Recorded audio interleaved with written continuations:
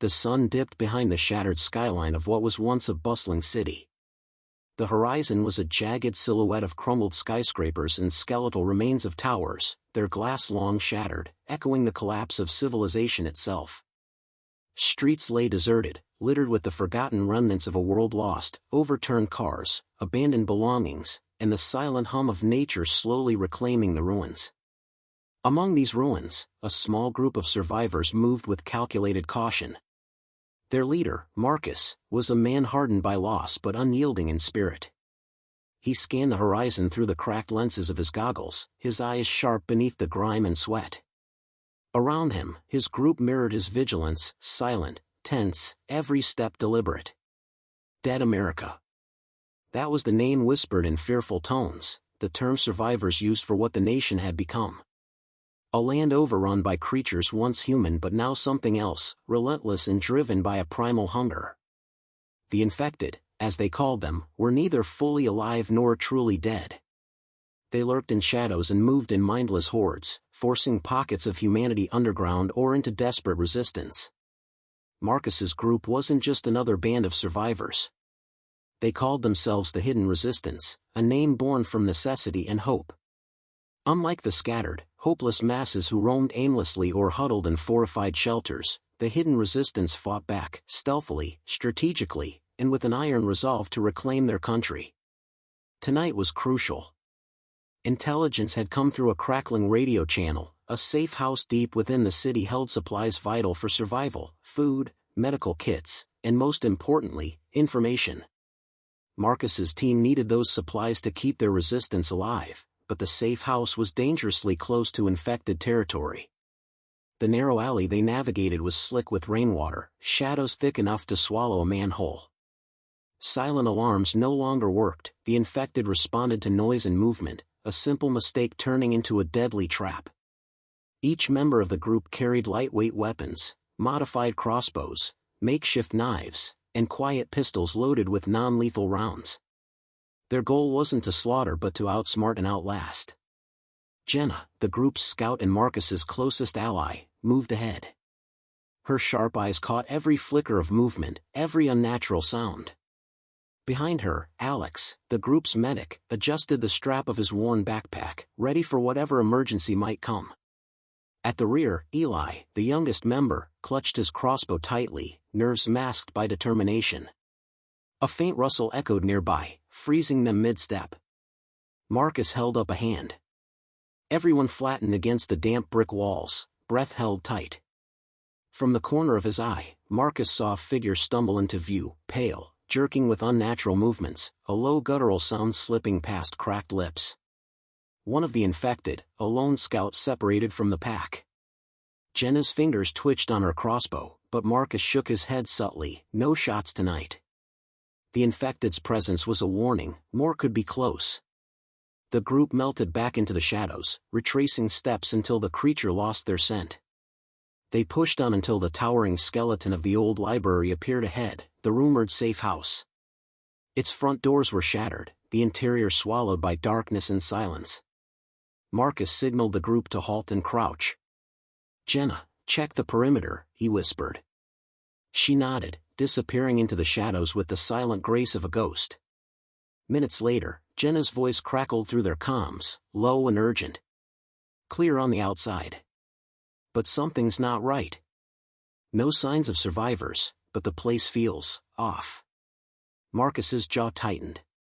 He gestured for Eli and Alex to follow him inside, weapons drawn but cautious. The air inside was stale, thick with dust and decay. They moved slowly through the maze of overturned bookshelves and collapsed furniture, senses straining.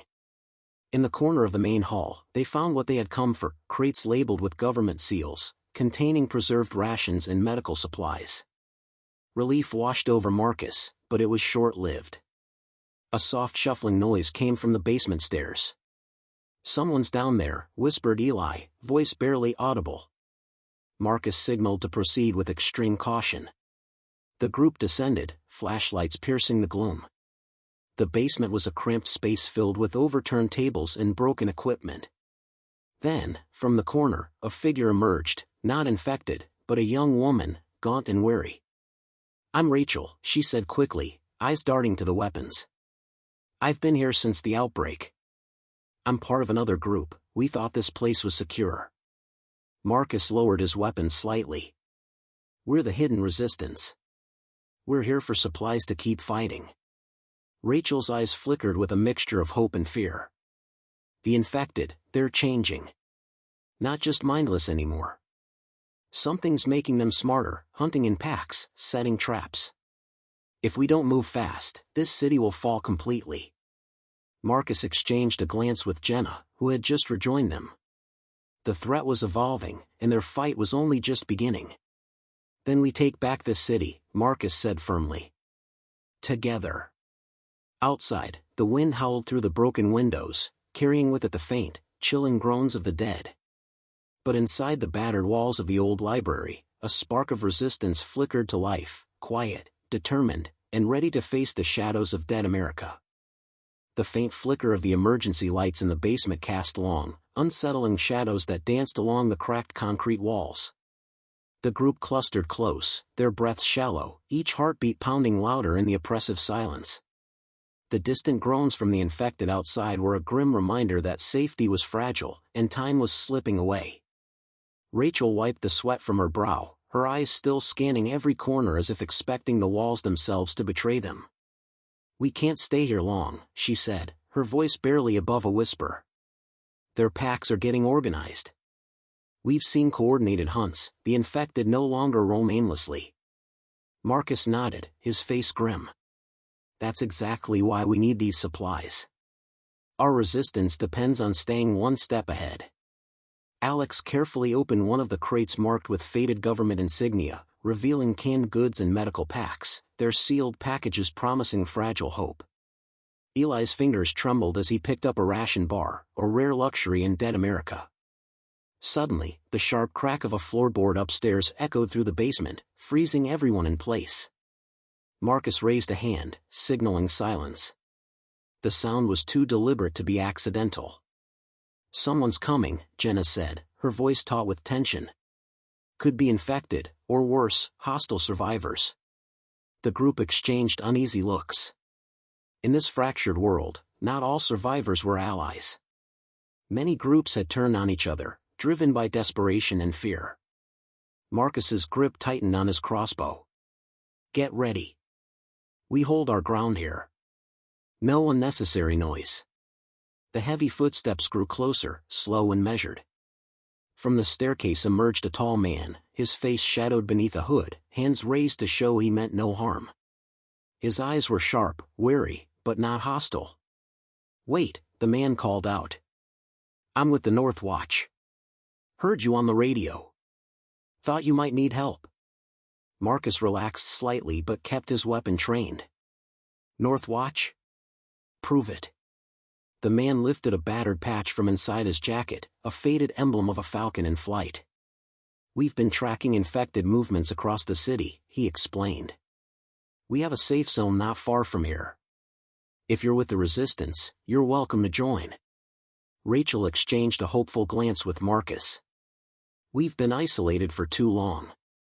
Maybe this is the help we need. But Marcus hesitated.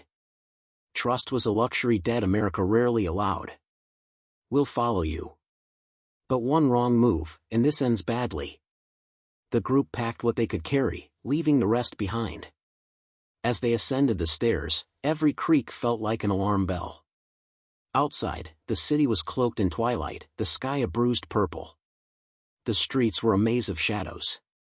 Broken streetlights flickered weakly, their light swallowed by encroaching darkness. The group moved quickly but carefully, guided by the North Watch scout. You said the infected are smarter now, Jenna whispered, scanning the alleyways. How do we fight something like that? The scout, whose name was revealed as Garrett, looked grim. They adapt. They set traps, use distractions. Some even seem to work together to herd survivors into ambushes. Alex shivered.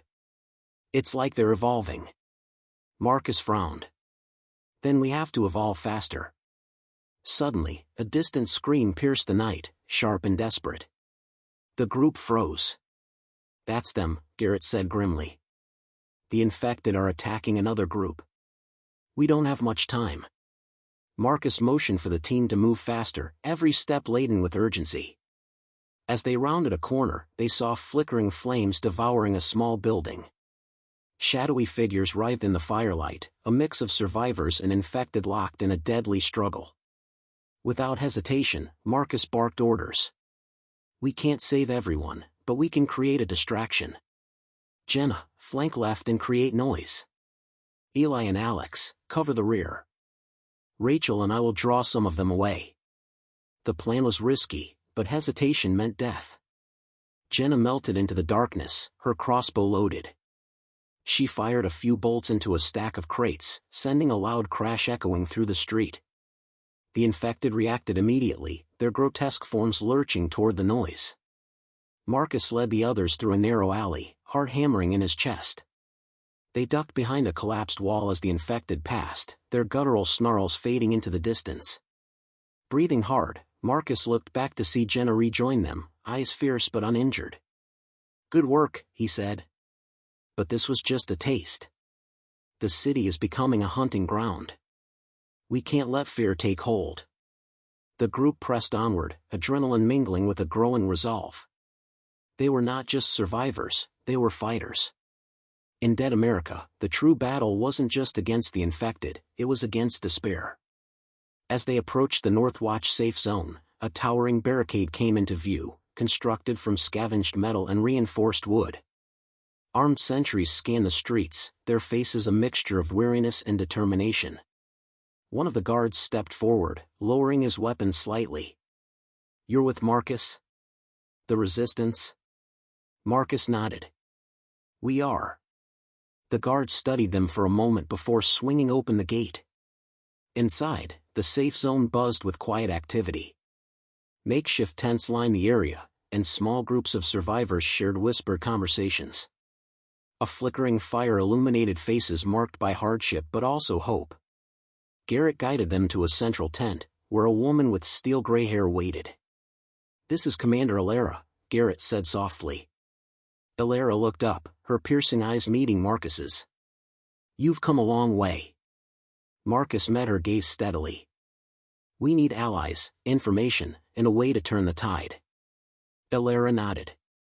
The infected are changing, but so are we.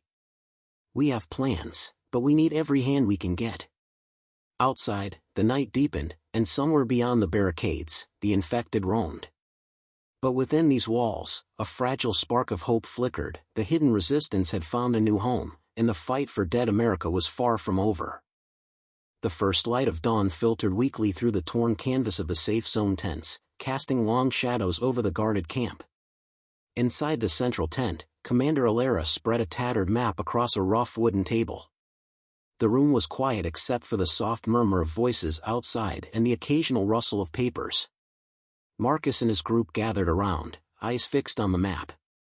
The lines marking infected territories and safe corridors looked like a tangled web of danger. We've held this zone for months, Alara began, voice steady but tinged with exhaustion. But it's shrinking. The infected are more organized, they block supply routes, sabotage our communications, and hunt in packs like never before. Marcus leaned forward, scanning the map. What's our best option to expand? To push back? Alara's eyes flicked toward a narrow section of the city marked in red. There's a communications tower a few miles from here. If we can secure it, we can restore contact with other pockets of survivors, maybe even coordinate strikes. But it's heavily infested, and no one's returned from that mission alive. Jenna's fingers tightened around her crossbow. Then we'll be the first. Alara studied the group, her gaze sharp. You're reckless, but I see strength in you. This fight isn't just about survival, it's about reclaiming what we lost. The weight of responsibility settled over Marcus. The tower could be the key, but the risks were undeniable. As plans took shape, a sudden alarm shattered the fragile calm. The camp's sentry shouted warnings, a group of infected had breached the outer fence. Chaos erupted. Marcus grabbed his pistol, signaling the group to move. Outside, the sky was still pale, but the threat was immediate. The infected poured through a gap in the barricade, their movements unnervingly coordinated. Marcus fired a warning shot, but bullets were a scarce resource. The group fell back to a defensive position, using makeshift barricades and traps to slow the horde. Jenna picked off targets with precision, each shot muffled by her silencer. Eli and Alex worked to reinforce the gate, their hands trembling but steady. The clash was brutal but brief. The infected retreated, leaving behind the wounded and the shaken. After the dust settled, Marcus gathered his team. This was a test. They're pushing harder. If we don't strike soon, the safe zone falls. Rachel, her face pale but determined, stepped forward. We'll need better weapons, and more eyes watching the city. The infected are changing, they're hunting smarter. Elara nodded.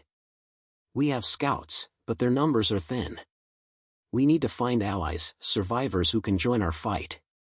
The group knew the truth, trust was scarce in Dead America. Every alliance was a gamble, and betrayal was a shadow always lurking nearby. That night, as the camp settled into uneasy quiet, Marcus sat by the fire with Rachel. The flickering flames cast soft light on their faces. We can't do this alone, Marcus said. But how do we know who to trust? Rachel's gaze was steady. We don't. We survive by watching, by listening. We find those who want the same thing, a future beyond this nightmare. Outside the camp, the wind carried distant groans, a reminder that the fight was far from over. Marcus looked up at the sky, hardened by loss but fueled by a new purpose. The hidden resistance was no longer just a name. It was a promise. And in Dead America, promises were all they had left. The sun was barely above the horizon as Marcus, Rachel, Jenna, Eli, and Alex prepared to leave the safety of the camp. The air was thick with a cold tension that matched the weight settling in their chests. The mission to secure the communications tower was no longer just a plan, it was a necessity. The lifeline to other survivor groups depended on it. Commander Elara had handed Marcus a small pack of supplies, extra ammunition, a radio device with limited range, and a map marked with the safest path. Stay close, move fast, and trust no one, she warned, her eyes scanning the group. We understand, Marcus replied, nodding. We'll be back. The group slipped quietly through the gate, the barricades behind them creaking softly in the morning breeze. The city around them was a ghost town, a shell of what it once was, now consumed by decay and danger. Every step took them deeper into infected territory. The first few blocks passed without incident, but the silence was deceptive. Buildings with shattered windows stood like tombstones, and the smell of rot hung heavy in the air. Rachel's eyes flicked from side to side, searching for movement. It feels too quiet, she muttered. Like the calm before a storm. Jenna tightened her grip on her crossbow. We can't afford to be careless. As they turned a corner, the ground trembled faintly beneath their feet. A low, guttural growl rose from the shadows ahead. The group froze. From the darkness emerged a pack of infected, their eyes glazed but alert, bodies moving with terrifying coordination. These weren't the slow, shambling monsters they had faced before, they were faster, smarter, more relentless. Marcus raised his pistol and fired, but the bullets seemed to barely slow the advancing horde. We need to split up. Marcus yelled. Draw them away from the path. Jenna fired bolts with deadly precision, taking down one infected after another. Eli and Alex threw makeshift explosives they had scavenged, creating small blasts that staggered the pack. Rachel sprinted toward a narrow alley, leading the infected away from the others.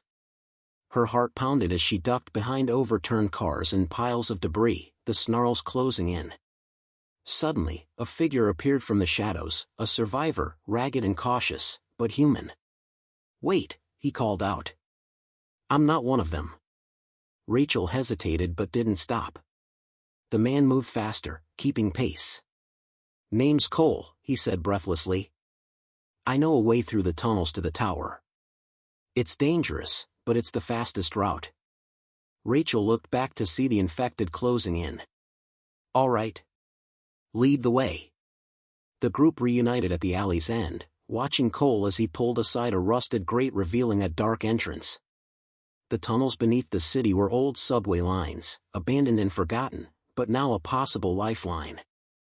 As they descended into the darkness, the air grew colder and thicker. The walls echoed with dripping water and distant groans.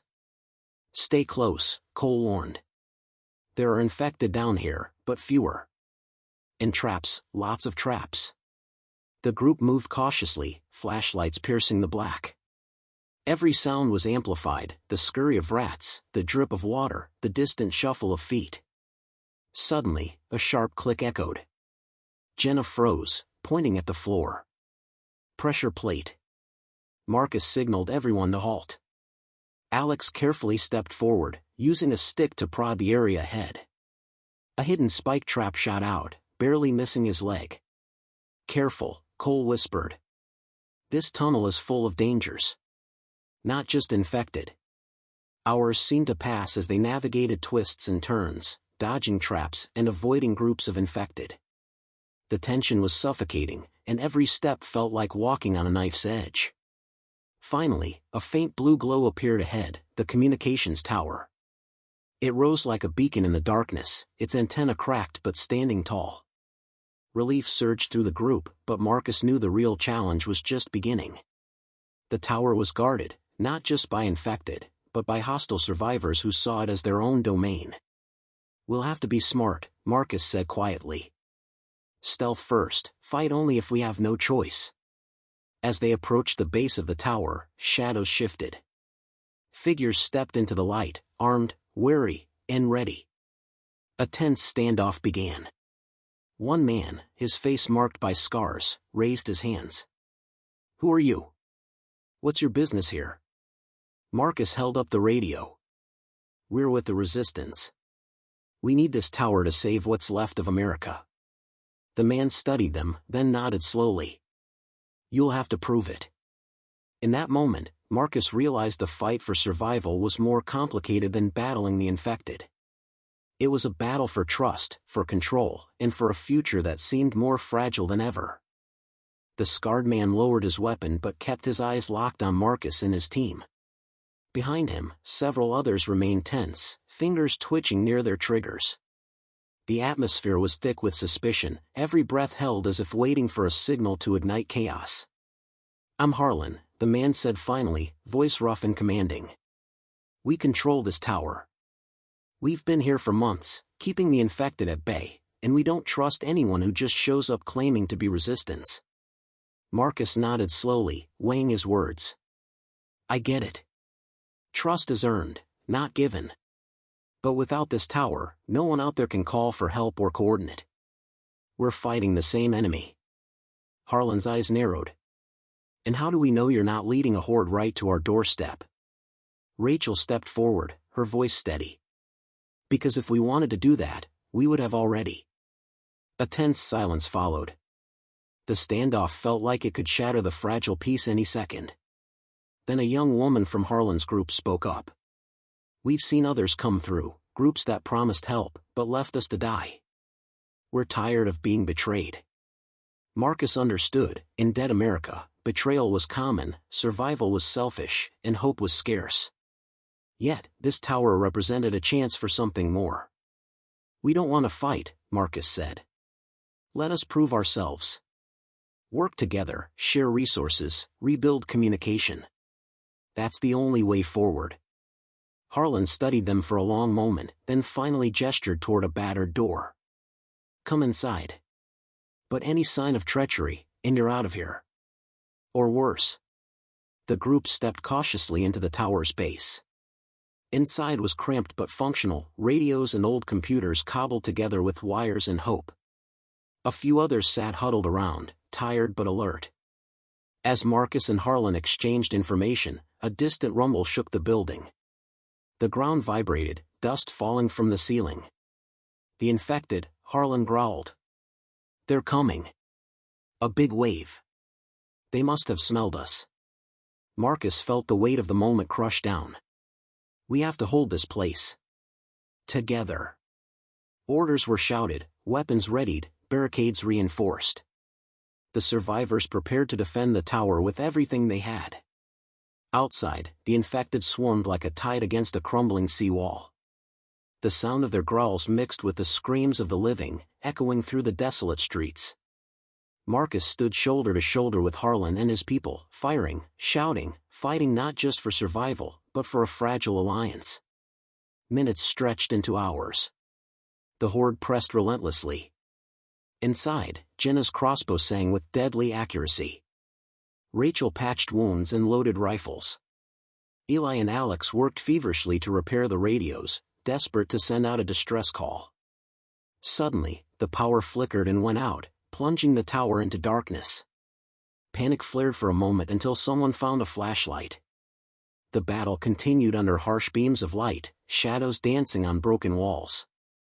Marcus felt a sharp pain in his side, a graze from a claw barely missed being fatal. Blood smeared his jacket, but he pushed it aside. "This isn't over," he muttered. "We hold here, or we lose everything." Then, through the static of a barely functioning radio, a crackling voice emerged. "This is Resistance Command. We hear you. Help is coming. Hold your position." Hope surged.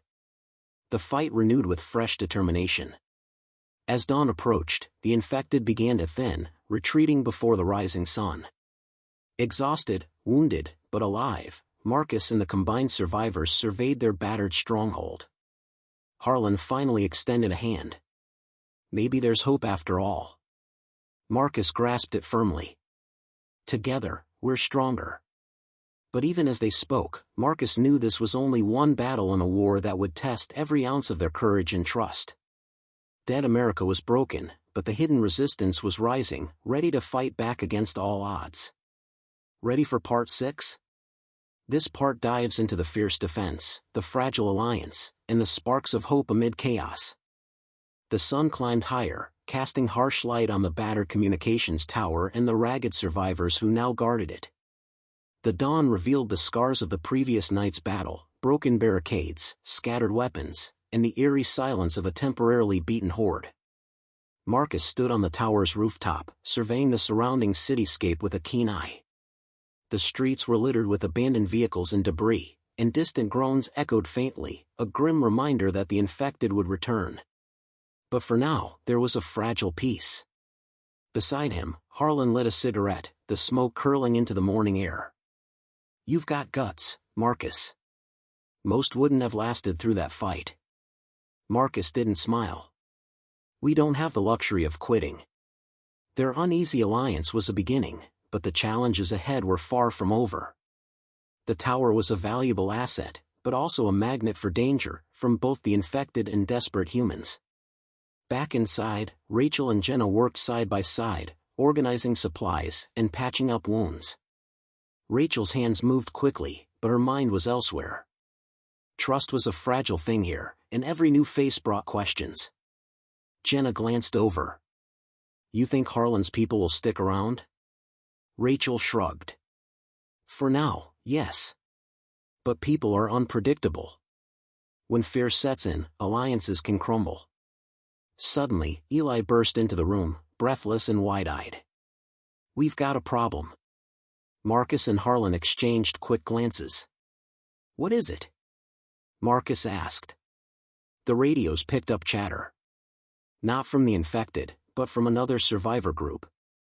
"They're approaching, heavily armed, and they're not interested in talking." A cold silence fell over the room. "We're caught between infected and hostile humans," Harlan muttered. "Looks like the war's just getting worse." Marcus clenched his fists. "We need to prepare. This tower isn't just a beacon for hope, it's a target." The group scrambled into action, fortifying defenses and setting traps around the perimeter. Everyone moved with purpose, adrenaline sharpening their senses. As night fell again, shadows lengthened, bringing with them a creeping dread. Suddenly, flickering lights appeared at the edge of the ruins, figures moving cautiously but deliberately. Marcus raised his rifle. "Show yourself." A man stepped forward, hands raised. "Wait. We don't want to fight." The newcomer introduced himself as Lucas, leader of a rival survivor faction. His group had heard about the tower's survival and wanted to negotiate an alliance. Marcus studied Lucas carefully. "How do we know this isn't a trap?" Lucas smiled thinly. "You don't. But neither of us can survive alone out here." Rachel whispered to Jenna, "Trust feels like a luxury." The two groups debated through the night, bargaining, warning, and probing for weaknesses. The line between ally and enemy blurred in the dim light. As dawn neared, an uneasy agreement was reached. They would join forces, for now, but each kept a wary eye on the other. Just as the fragile truce settled, a sudden explosion rocked the tower's base. Dust and debris filled the air. The infected. "They've found a way through," Harlan shouted. Chaos erupted as both survivor groups scrambled to repel the attack. But this wave was unlike any before, more organized, more coordinated. Marcus realized with a sinking heart, someone had betrayed them. The fight wasn't just for the tower anymore. It was for survival, trust, and the hope of a broken America. The acrid smell of smoke filled the air as the tower trembled from the latest blast. Marcus's ears rang, his heart pounding like a war drum. The infected weren't just mindless creatures, they were evolving, growing smarter, more coordinated. But there was something worse, betrayal from within. Marcus sprinted toward the breach in the wall, side by side with Harlan and Rachel. The enemy pressed hard, a relentless tide of decayed bodies clawing through shattered barricades. "Where did they get explosives?" Rachel shouted, loading a fresh magazine into her rifle. Harlan's jaw tightened. "Doesn't matter now. We need to hold this position." Amid the chaos, Marcus caught a glimpse of a shadow slipping through the back corridors, someone moving too quickly, too deliberately, away from the fighting. "Wait!" Marcus called out, chasing after the figure. He cornered a man in a dark hallway, Lucas. "Why?" Marcus demanded, voice low and sharp. "Why would you let them in? Why betray us?" Lucas's face twisted with guilt and fear. "I didn't have a choice. They threatened my family. They said if I didn't help them, everyone I care about would die." Marcus's grip tightened around the man's collar. "And you thought risking all of us was the answer?" "I'm sorry," Lucas whispered, eyes haunted. "I never wanted this." Before Marcus could respond, the tower shook again, a guttural roar echoing through the halls. "We've got bigger problems," Harlan said grimly, arriving with Rachel. The infected were flooding in faster than anyone could fight. The betrayal had given them an opening, a deadly crack in their defenses. "We need to fall back," Marcus ordered. "Regroup on the roof." The survivors fought their way up narrow staircases, the sounds of snarls and shattering wood chasing them every step. On the rooftop, they barricaded the doors and windows, gasping for breath, bloodied but alive. Marcus took stock, their numbers were thinning, morale slipping. Yet despite everything, a fierce determination burned in their eyes. "This isn't the end," Marcus said. "It's a setback. We're the resistance. We fight, and we survive." As the infected gathered below, clawing and moaning, Harlan scanned the horizon. Reinforcements might not come in time. Rachel loaded her rifle, voice steady. "Then we make our own reinforcements." With a nod, Marcus led a small team down a hidden fire escape. Their mission, retrieve supplies from an abandoned safe house 2 blocks away. The streets were a gauntlet of dangers, infected lurking in shadows, the constant threat of hostile survivors. Every step was a test of nerve. Marcus felt the weight of responsibility press heavy on his shoulders. If they failed, the tower would fall, and with it, their last hope of organized resistance. The team moved carefully, scanning windows and alleyways. Suddenly, a guttural growl froze them in place. From the shadows emerged a grotesque figure, an infected unlike any they'd seen. Its eyes glowed with a strange, unnatural light, and its movements were sharper, more deliberate. "It's different," Jenna whispered, raising her crossbow. The creature lunged, swift and vicious. The team fired, but the infected barely faltered. Marcus shouted, "Fall back! Fall back!" They retreated to the tower, hearts racing, minds reeling. What was this new threat? A mutation? An enemy adapting to their every move? Back on the rooftop, the atmosphere was tense. Harlan paced, eyes dark with worry. "We're running out of time and options," he said. "If the infected are evolving, we need to find out why, and fast." Rachel nodded. "There might be answers in the old research facility downtown. Labs, equipment, data. If we can get there, maybe we can understand what we're up against." Marcus met their gaze. "It's risky. But we don't have a choice. The resistance can't survive blind." As the sun dipped below the ruined skyline, the survivors made their plans. Tomorrow, they would venture deeper into the heart of dead America, risking everything for a chance to turn the tide. But deep inside, Marcus knew this was more than a battle against the undead. It was a fight against despair, betrayal, and the unknown darkness creeping into the world. The hidden resistance was fragile, battered, and outnumbered, but it was still alive. And as long as that spark remained, the fight was far from over. The night was thick with silence, broken only by the occasional distant groan of the infected and the whispered plans of the resistance. Marcus stood on the edge of the rooftop, eyes fixed on the ruined cityscape that stretched before them, a jagged silhouette of broken buildings, twisted metal, and crumbled dreams. Tomorrow, they would venture into the old research facility downtown. It was a place of shadows and secrets, where the virus that had shattered America's world might have been born. The key to survival, or the final nightmare waiting to unfold. In the cramped space beneath the tower, the group gathered to prepare. Rachel checked their weapons carefully, her hands steady despite the weight of what lay ahead. "Harlan, you're leading the recon, right?" Marcus asked. Harlan nodded grimly. "Yeah. We'll move fast, stay low. No unnecessary risks." Jenna loaded her crossbow with precision. "I've been studying the infected. That new kind, the one that attacked us earlier, moves differently. It's faster, smarter. We can't underestimate it." "Whatever they are," Marcus said, "they're our enemy." As dawn crept over the horizon, the team set out. The streets were eerily quiet, shadows stretching long in the pale light. They moved cautiously, every sense alert. The research facility was a fortress of steel and concrete, long abandoned but still imposing. Its windows were shattered, and the entrance was choked with overgrown vines and rubble.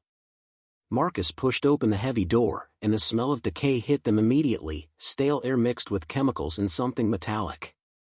The place felt like a tomb. Inside, they found scattered papers, broken equipment, and flickering lights from emergency generators still faintly alive. They split into pairs, searching for clues, data, anything that might explain the evolving threat. Rachel and Jenna descended into the lower labs, their flashlights cutting through the darkness. Walls were lined with dusty monitors and chemical vats, some still simmering with unknown substances.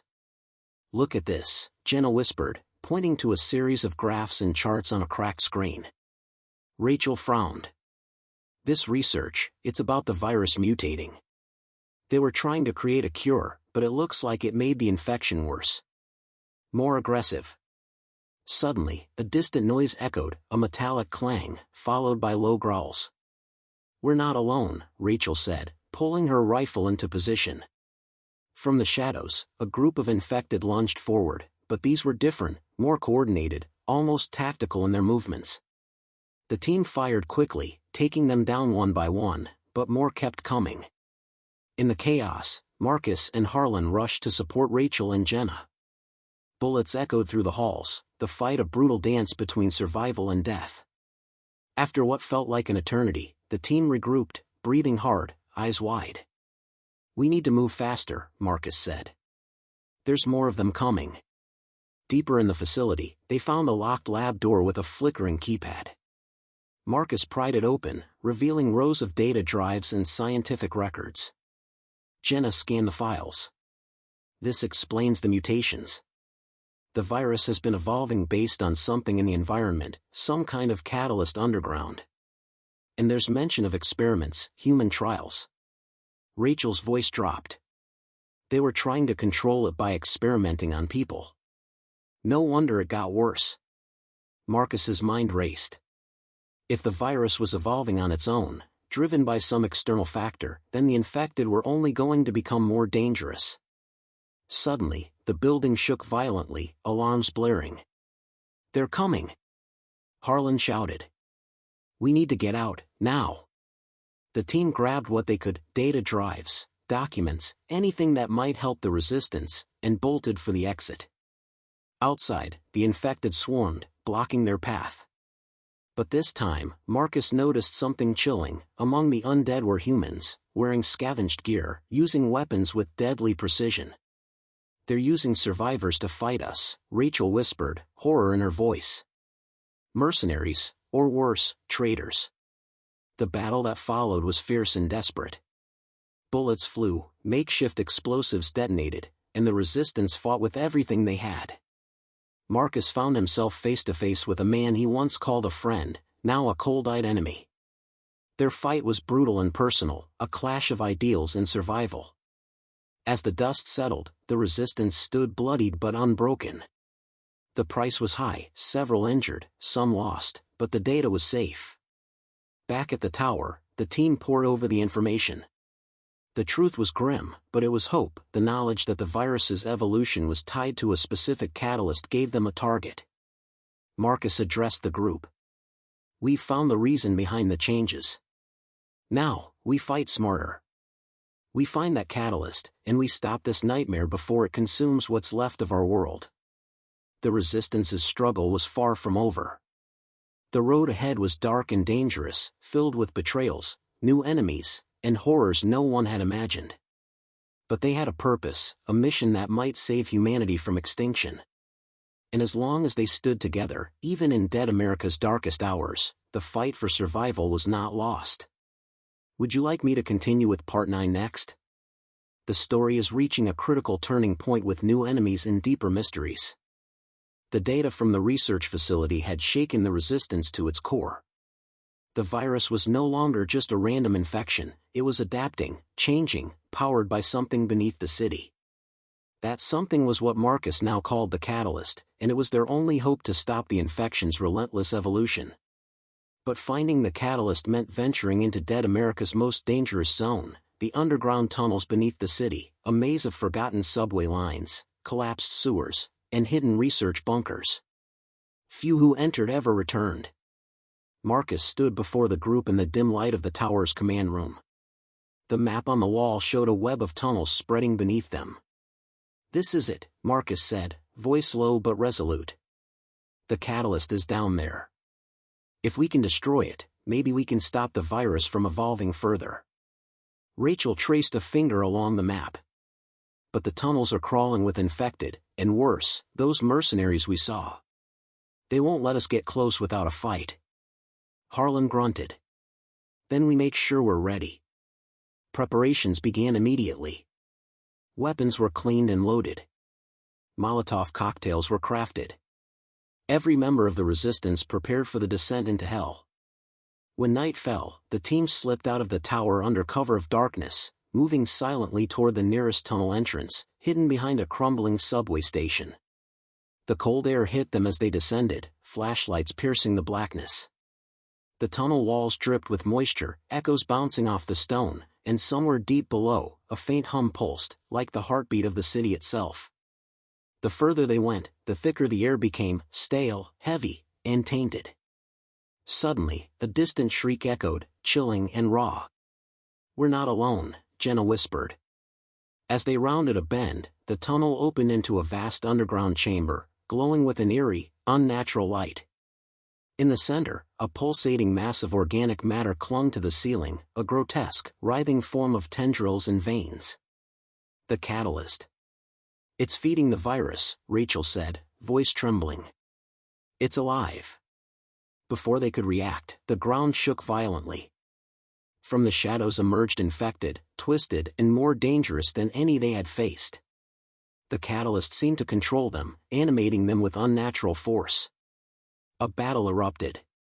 Bullets tore through the darkness, and the sound of screams mixed with the gurgling growls of the infected. Marcus fought side by side with Rachel, their movements fluid and desperate. But the creatures kept coming, relentless and coordinated, an army animated by the catalyst's terrible power. Harlan shouted, "We need to destroy that thing." Jenna nodded, pulling out a homemade explosive. "I'll do it. Cover me." The team formed a perimeter, holding off the infected while Jenna moved closer to the catalyst. Time slowed as Jenna lit the fuse, then sprinted back as the explosion ripped through the chamber. Flames engulfed the pulsating mass, and the ground shook once more. The infected writhed and screamed as the catalyst's power faltered. One by one, they collapsed into lifeless heaps. For a moment, the tunnel was silent. Marcus looked at the burning remains of the catalyst, hope and exhaustion mixing in his chest. "We did it," he whispered. But the victory was short-lived. A sudden tremor knocked the team off balance. The tunnel entrance began to collapse, dust and debris falling like rain. "Move! Get out!" Marcus yelled. They scrambled toward the exit, dodging falling rubble. Rachel's foot caught on a jagged rock, she fell hard, pain shooting up her leg. "Go without me," she gasped. "No way," Marcus said, helping her up. "We're getting out together." The team pushed forward, barely escaping as the tunnel sealed shut behind them with a final thunderous crash. Outside, the air felt impossibly fresh. They had destroyed the catalyst, but at great cost. Rachel's injury was severe, and the future was still uncertain. As they made their way back to the tower, Marcus knew one thing was clear: the fight was far from over. Dead America's hidden resistance had struck a major blow, but new threats awaited. And survival meant staying vigilant, because in this shattered world, danger lurked everywhere, and betrayal was never far behind. Would you like to proceed with Part 10, the thrilling conclusion to this story? The dawn was bleak and cold as Marcus and the remaining members of the resistance returned to their tower, Rachel's injuries slowing their pace. The destruction of the catalyst had bought them a brief reprieve, but the city itself was far from safe. News of their victory spread through whispered radio transmissions and scattered survivors. The virus's evolution had been halted, but pockets of infected, stronger and smarter than before, still roamed the ruins. Worse, the mercenary faction that had sided with the infected grew more organized, hunting the resistance relentlessly. Inside the tower, the group regrouped. Rachel's wound was tended to with grim efficiency, and the mood was heavy. They had fought hard, lost friends, and survived impossible odds, but Marcus knew the final battle was coming. "The mercs won't stop," Marcus said, looking at the tired faces around him. "They want control. They want to wipe us out." Jenna clenched her fists. "Then we don't give it to them." Plans were made quickly. The mercenaries had established a stronghold in the abandoned city hall, turning it into a fortress. If the resistance was going to survive, if they were going to reclaim their home, they had to take it back. The night before the assault, silence fell over the tower. The group prepared weapons, shared memories, and steeled their nerves. The weight of the fight ahead pressed down on them all. Marcus stood by the window, staring at the faint glow of the city hall's lights. "This ends tomorrow," he whispered. When the attack began, it was with a sudden storm of fire and noise. Explosions shattered the eerie quiet, gunfire echoed through empty streets, and the resistance moved like shadows, striking with precision and ferocity. The battle was brutal. The mercenaries fought fiercely, armed and ruthless, but the resistance had something more: determination, unity, and the knowledge that this was their home. Marcus led the charge through the shattered halls of the city hall, every step fought for with sweat and blood. Rachel fought beside him, her strength defying her injury. In the throne room, the resistance faced the mercenary leader, a man once a soldier, now a tyrant driven by greed and desperation. "You can't win," the leader sneered. "This city belongs to us." Marcus's voice was steady. "It belongs to the people, to all of us who fight to survive." The fight was fierce and personal. Bullets flew, bodies collided, and the room became a battleground of wills. At the crucial moment, Jenna's well-aimed shot ended the leader's reign, and the mercenaries' morale shattered. With their enemy defeated, the resistance took control. Cheers rose up from the survivors, a sound rare and precious in this broken world. But Marcus knew this victory was just a beginning. Dead America is scarred, but it's not broken, he told the group.